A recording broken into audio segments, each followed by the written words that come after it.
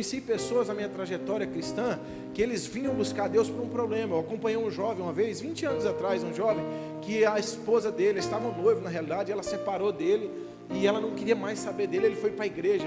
Esse irmão orava e jejuava igual gente grande. Foram 30 dias, e nesse tempo era o tempo que eu estava na igreja. Ele ia para lá e nós ficávamos orando em línguas a tarde toda. E só ia encerrar o jejum 6 horas, às vezes 10 horas da noite, quando acabava o culto. E esse irmão ficou fervoroso demais, que a noiva dele veio um dia na igreja e viu ele e falou assim: ele mudou. Mas ele mudou só até o ponto dela voltar com ele. Aí ele voltou a ser quem ele era, a pessoa que era antes. Significa que não houve um processo de conclusão da conversão dele, mas por ele ter sido muito fervoroso, ele conseguiu o que ele queria aqui na terra fisicamente, mas ele não atentou para o que ele precisava se tornar espiritualmente. A ansiedade, o medo, a angústia, ela é um propósito do inferno para tirar você de um lugar. Mas se você aprender a lidar com essas coisas, você vai tomar posse de uma sabedoria que essas coisas não vão conseguir parar você. Se você calcular o pecado que Sansão cometeu e o pecado que Davi cometeu, para mim o que Davi cometeu foi muito pior do que o de Sansão. O pecado que Saul cometeu foi bem menor do que o pecado que Davi cometeu. Mas por que Davi foi um homem chamado segundo o coração de Deus e os outros foram rejeitados por Deus? Davi, ele tinha uma coisa, que ele tinha temor no coração dele. Assim como eu e você erramos várias vezes, cometemos vários erros, mas Davi, ele tinha uma coisa, ele assumia diante de Deus e diante de todo mundo os erros dele, o pecado que ele cometia.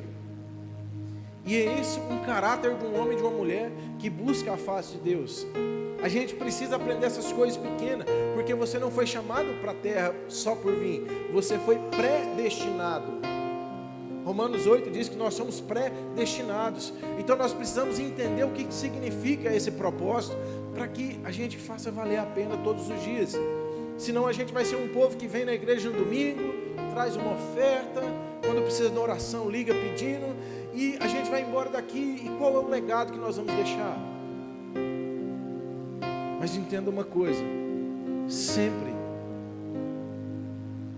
vai surgir alguns empecilhos, algumas coisas para parar você. Seja na igreja, um irmão às vezes se levanta contra o outro e você já fica nervoso, não volta mais na igreja, ou começa a colocar condições e fazer coisas, e aí o evangelho ele não consegue fazer em você o que é para o evangelho fazer. Se você observar a tentação de Jesus no deserto, o diabo usou a própria palavra contra Jesus. Ele diz: está escrito, lança daí, porque Deus dará ordem aos anjos ao teu respeito. Ele diz: está escrito. Ele usou a palavra contra o próprio Deus. Ele queria de certa maneira confundir Jesus, e ele usa a palavra contra Jesus. Porque se a palavra for, realmente é a palavra, né? Então eu posso pular daqui e Deus vai dar ordem aos anjos, não vai acontecer nada comigo. Eu tenho que ter discernimento para entender a palavra, porque essa palavra aqui, ela foi dado o direito para você interpretar ela do jeito que você quiser. Qualquer pessoa pode interpretar a palavra de Deus do jeito que quiser, mas o resultado da interpretação também é responsabilidade sua.